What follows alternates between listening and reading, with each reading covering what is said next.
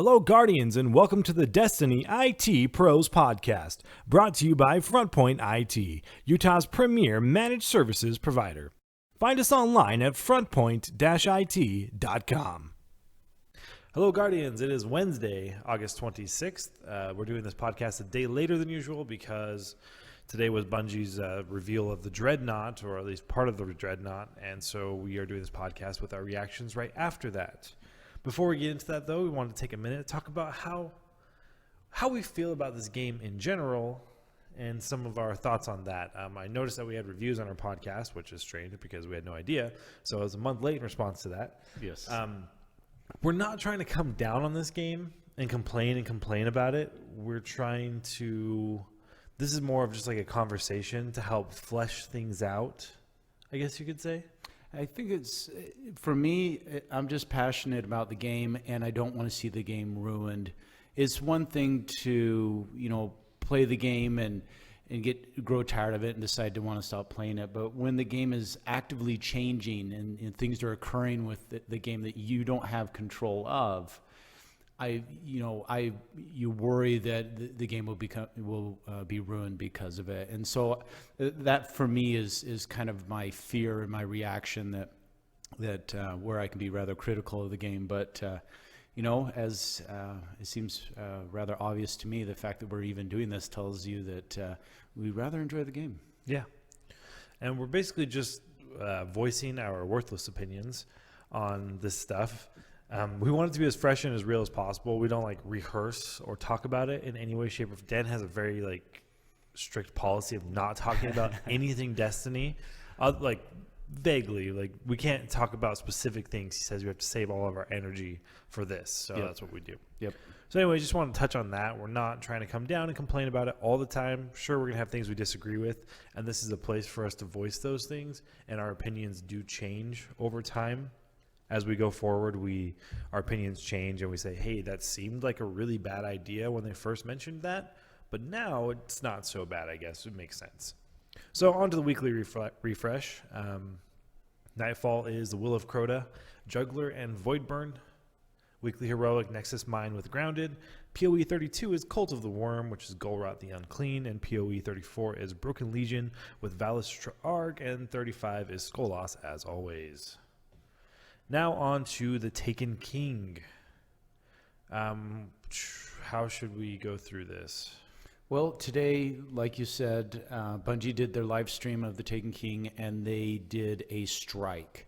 Another thing that they also did is they kind of showed off the builds. They had, obviously, as a strike, they had 3 players in it, and they had 1 of each class, and they all used the new subclasses, and they went through in some degree of detail about all the little different bits of the subclasses. So that was rather cool to kind of really see what's going on inside of them. The thing that really struck me was the Titan and that solar hammer. That thing's so OP. That thing is just brutal. I mean, at one point there was a tank that they were taking on. And he used the super and fired up the flame hammer, started tossing those at the tank. And the closest thing that I can think of is it reminded me of rockets. Mm-hmm. I mean, he threw easily, upwards of 10 of those at the tank and just whomped on it. Mm-hmm. It was pretty powerful super there. And then, of course, the Warlock and the lightning, the Stormcaller. I don't even know what the power's called. Did you catch that? It's called the Emperor Palpatine power.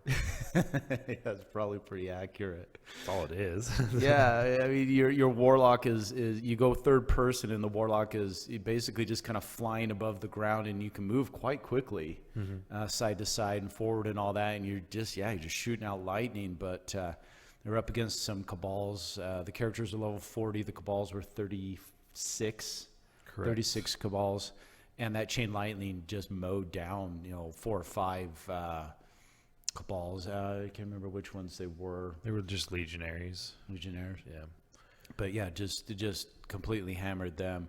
I didn't see much of the hunter. Did you catch any of that? No, they didn't do the hunter perspective.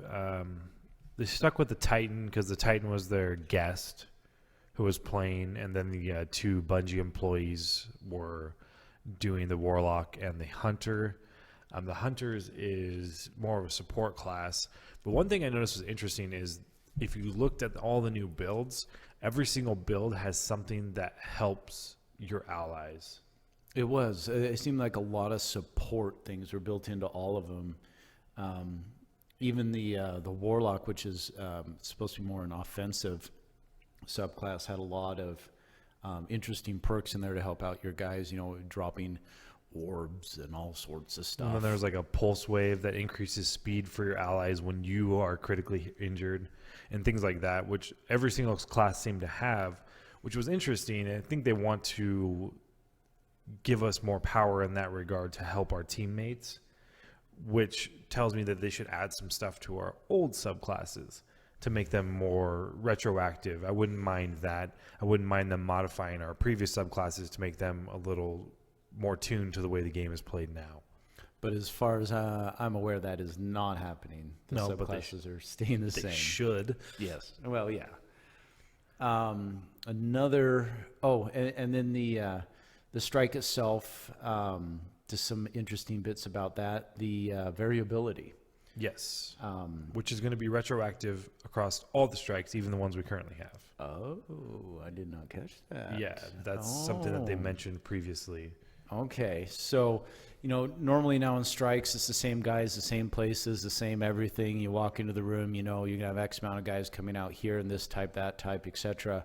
Now they're randomizing it so that you would go into a particular room and you're not even sure if it's going to be Cabal or Thrall or Hive. They're going to be coming out at you. You have no idea. So it'll be different 4 times and then it'll be the same. Yes, yes. My fear with that, the comment I made to you as we were watching that is people are going to find that they, when you're doing a particular strike, they don't like it in this room when it's, say, Cabal. Mm-hmm. And so you'll be doing a strike with a couple of randoms and you'll get in there and they'll just take off. Boom, yeah. Gone. Because they, for whatever reason, the community and everybody decides that, that room, they don't like it when the Hive are coming out. It's too hard, and they'd rather just redo it with, something else in the room to make it easier. I don't know. I'm speculating on that, but I can see that happening. When they were on this particular strike, they had to fight a Goliath tank, just like the Mars strike.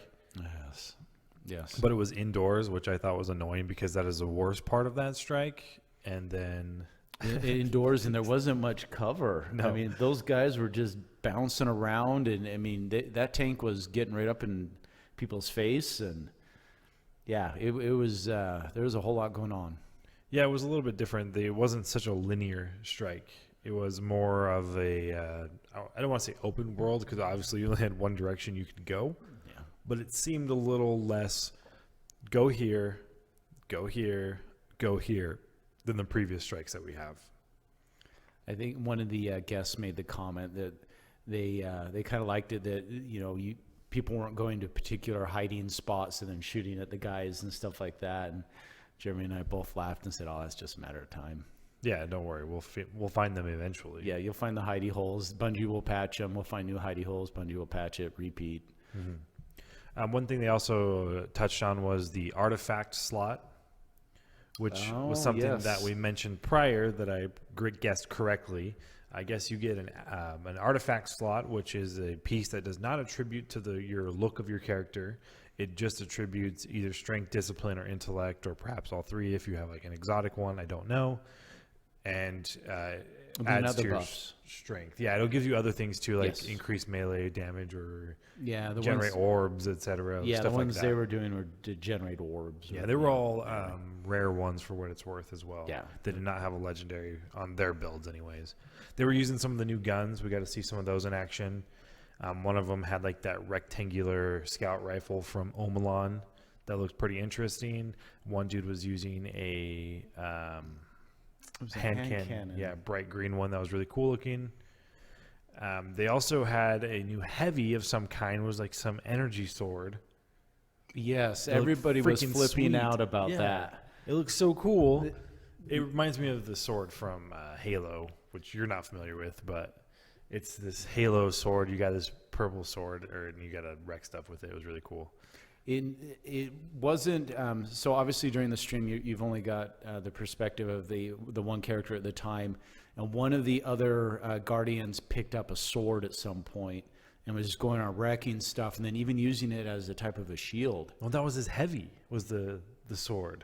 The heavy was the sword. Yeah, that's why everybody was flipping out, was because his heavy was the sword. And not a comment from the people playing it or anything. Just it just happened, and everybody noticed it, and they're like, "What is that?" I wonder if he wasn't supposed to have it.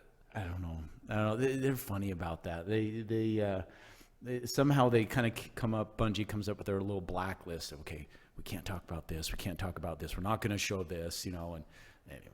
Well, they're being a lot less open about the Taken King than they were about like House of Wolves per se. With House of Wolves, we knew what we were doing. We knew how Prison of Elders was going to shake out. We knew the storyline. We got to see a little bit of everything prior, but they're being very hush-hush about the story and about the strike that we're going to be doing, King's Fall. We haven't seen any information on that. Nothing. And next week they're doing, they're going to explore the Dreadnought in what seemed like a patrol type fashion is the way it sounded. I think they're changing, like, I don't think it's like patrols anymore. It's like free play or something. Yeah, that's what it seemed like. Yeah, and then somehow you were able to set off public events. Right. Which just seemed kind of fun. So yeah, I think they're just going to wander around in the Dreadnought in patrol mode and just kind of show some of this stuff off. The Dreadnought looked pretty big. Yes, everything. Yeah, that was my comment too. When I was watching it, it was very open. I mean, very, very large feel to it. Kind of like Crota when you get to the bridge feel, and when you're fighting Crota himself, just a very open, large. And it looks very hive-ish, which makes sense since Oryx is in charge, gave birth to the hive or however that works. What about, we saw the Taken a little bit, the new race, quote, race of enemies that we're going to be fighting. We didn't get to see a lot of their stuff in action. I'm kind of disappointed in the Taken. I know they're going to have different abilities. I don't think we saw any of that. And yeah, they're basically slapping a new skin on the exact same enemies. But I don't know. I guess we'll have to see. I mean, it kind of begs the question, could Destiny ever add a new enemy race? Well, eventually they have to. I would think, yeah. As we continue to fight the darkness out of the solar system, or it continues to encroach on our solar system, we have to have somebody new. Because, I mean, we've killed Crota, who was in charge of the Hive. We killed Atheon in charge of the Vex. And then I guess we're going to have to do a Cabal dude at some point. Yeah. Or something like that. And that's going to continue going. And eventually it's like, okay, so we wiped out these races. What are we doing? Let's keep moving. So I think that's going to happen eventually. So the Cabal, I've noticed that the meaner the Cabal enemies get, the bigger their junk on their back get. The strike that they were showing, this guy had like basically almost an airplane strapped to his back with a bunch of rockets in it, and it'd shoot him forward. You know what? When we reach the Primo Cabal guy, is he gonna have just like a building strapped to his back? I mean, I don't know. It's just something that I've noticed. It just kind of cracks me up. That's how they tell who's in charge, is the bigger pieces on their back. Yeah. You see that guy's backpack? We did notice something very interesting about the leveling. Yes. So these guys, they also put them in at level 40, which is funny because if you remember when they did Prison of Elders and they were doing the end game, they started them at 32 and they couldn't beat it. Yeah, they kept getting wrecked. Yes. So they're like, let's not let that happen again. So they made them level 40.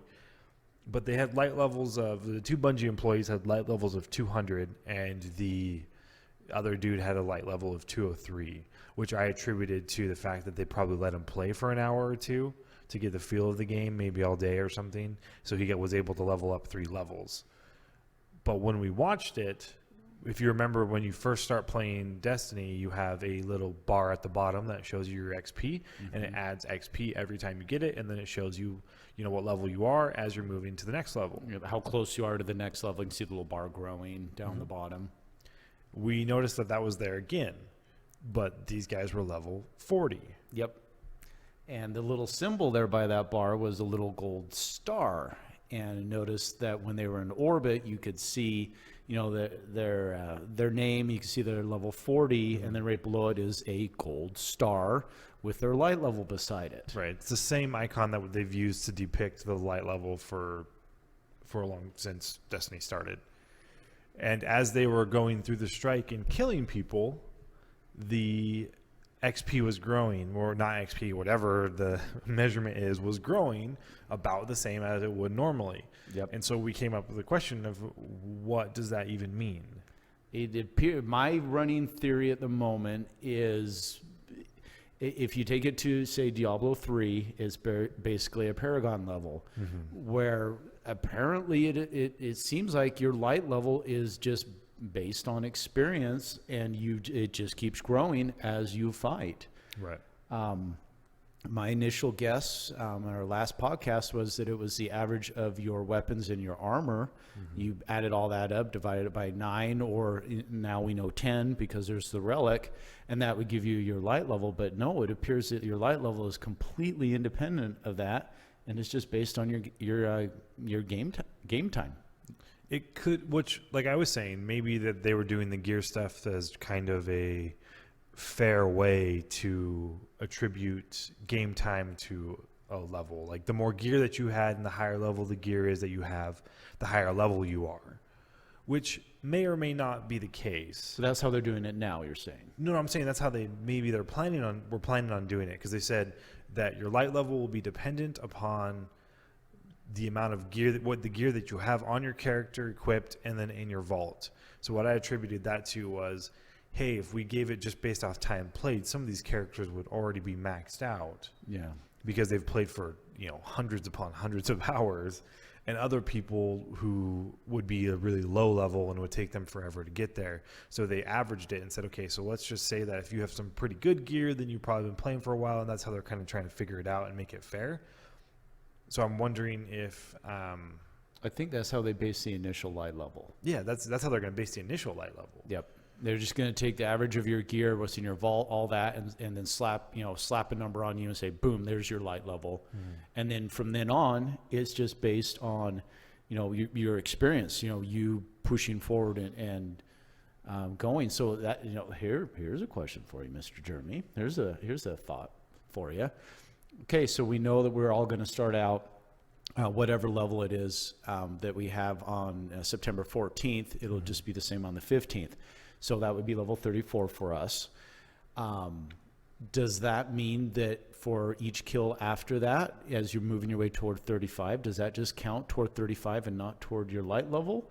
Or are you going to have 2 bars? That's what I was thinking. Will it just go, or will you have to reach 40 before you can continue to gain your light level? That would be my guess. I'll bet you that as we play, it just pushes us toward 40, and then once you hit 40, then you can push your light level forward. So my speculation at the moment is your light level is going to be stuck where it's at until you hit 40. Perhaps, but then they said gear and weapons will have, but remember that the legendary stuff you can only use when you're level 40, I think. Yeah.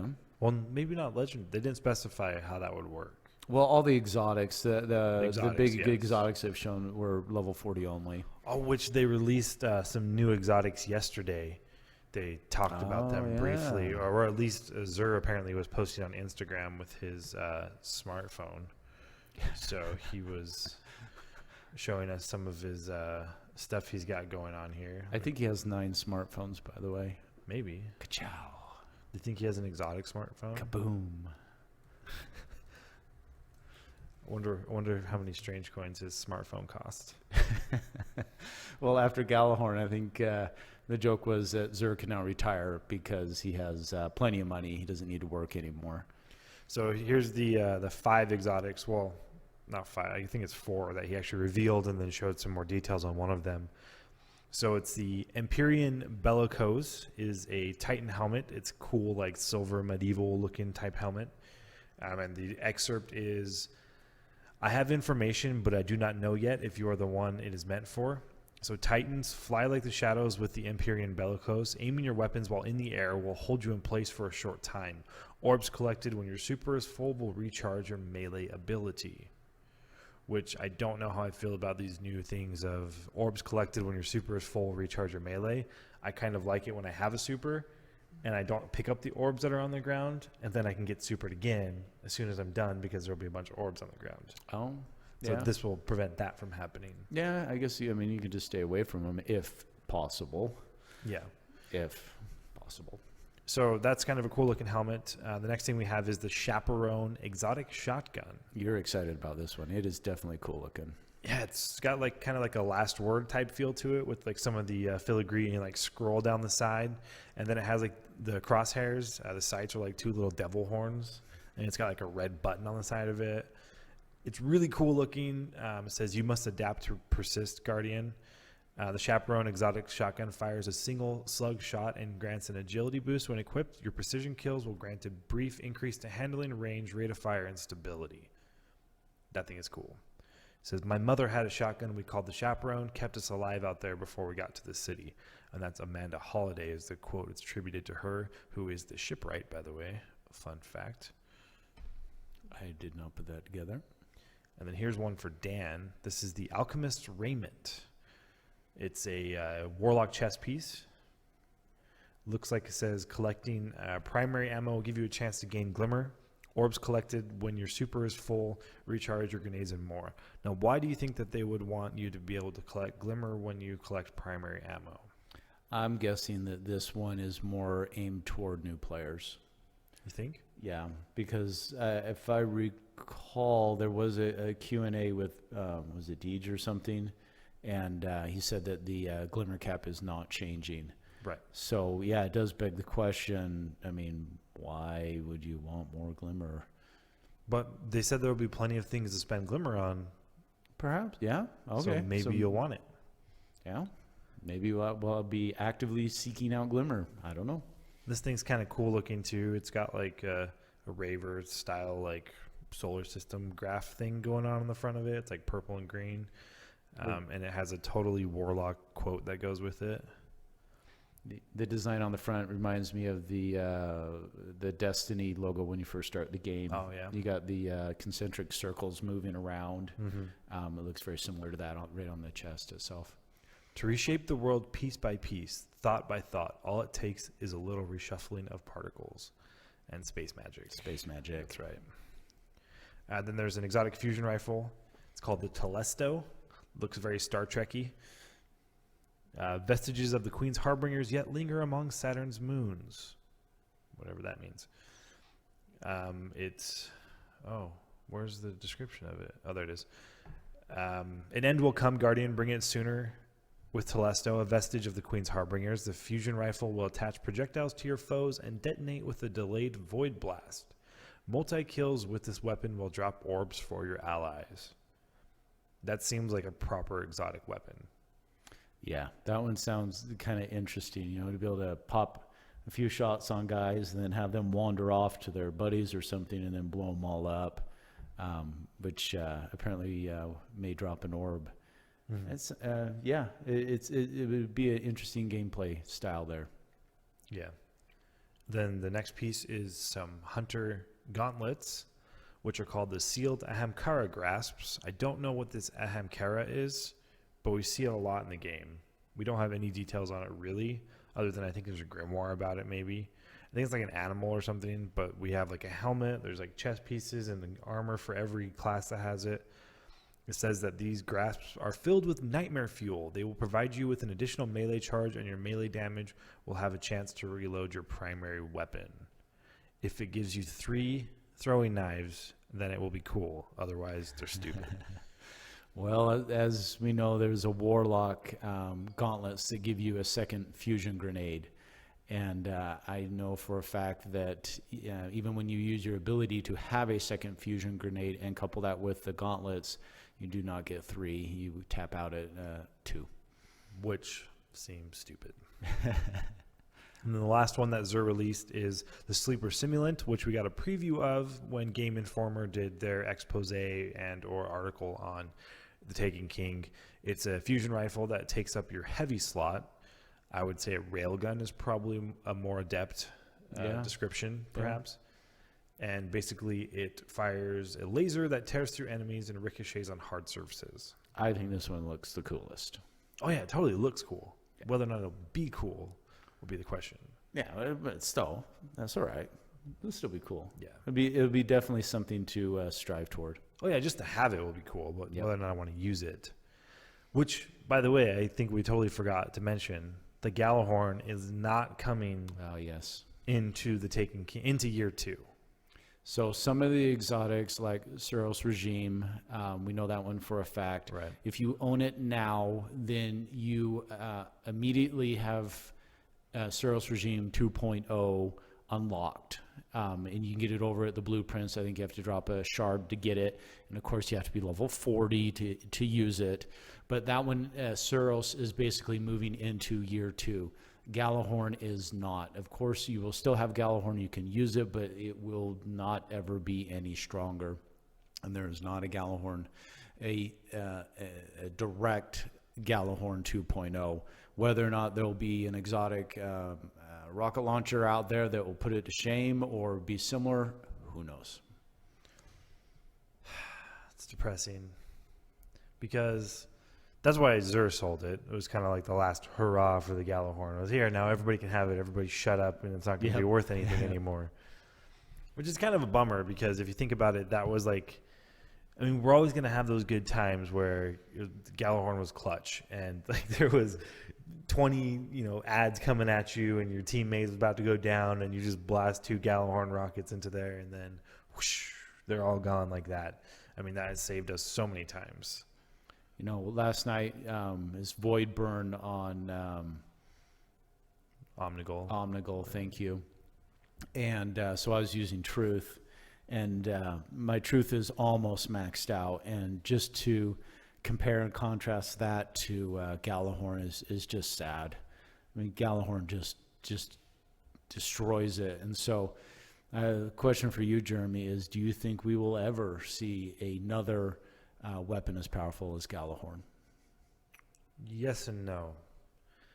As directly powerful, probably not, because then we'll just end up with the whole garbage of, oh, we can't have raid teams because you don't have the Gjallarhorn or you don't have the butt shotgun or whatever it is that they come up with that's going to be the new thing. I mean, and then Icebreaker is probably, I'm going to guess it's not going into year 2 as well. I would guess too, yes. I thought all of those were safe after the weapon nerfing release they did, because I was like, well, if they're going to nerf them, then why would they, why wouldn't they carry them? But I'm going to guess the Icebreaker is not because of its extended use in PvE activities and PvP too. I mean, it's pretty good in PvP, but PvE is where it really shines.